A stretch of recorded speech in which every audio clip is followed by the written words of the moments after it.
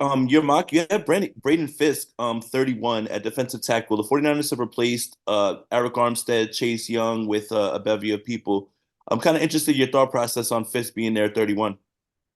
Yeah, it's been 5 minutes since they signed a defensive lineman, right? So um, I work with Chris Kasarik in Miami, and I just think Fisk is like the epitome of what he wants: someone to play with their hair on fire, position flexibility. It was really more of a philosophical fit there. Look, I know there's a lot of other needs, especially depending on what the rumors of the day is. With Brandon Ayuk, could they get another young receiver in the pipeline? Certainly, they could use another corner.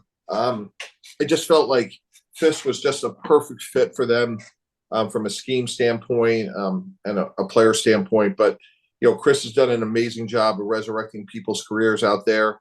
I think the world of him, and I think Fisk would be fun to see in that scheme, knowing that corner and receiver could be a bigger priority. And speaking of Brandon Ayuk, let's put your GM hat on. You have a player who has a breakout season, is due some money.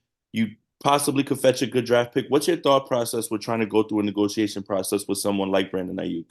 Yeah, so if I was John Lynch, I just sit down with Kyle and say, look, what's a have to have and what's a nice to have? And someone's going to have to graduate here. And, at some point, you already heard Jed York come out yesterday or today and say, hey, we know Brock Purdy's deal is coming up. And by the way, this is one of the reasons I would take J.J. McCarthy over Kyle Murray, is for this very conversation. Look, we saw Tyreek Hill have to graduate from Kansas City because of Patrick Mahomes' contract. So at some point, you're not going to be able to go get McCaffrey or Chase Young.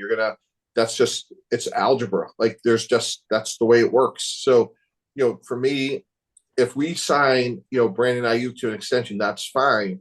But, Dre Greenlaw is going to have to go at some point. Somebody else is going to have to go. We can't keep Chase Young.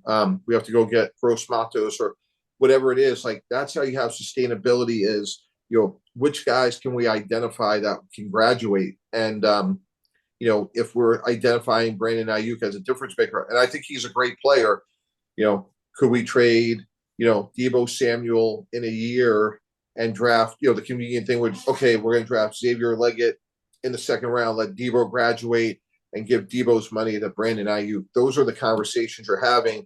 And to their credit, they've drafted well so they can sort of do that. And it's worked out for them. But those are constantly the conversations you're having is if we sign here, then, we have to go short someplace else.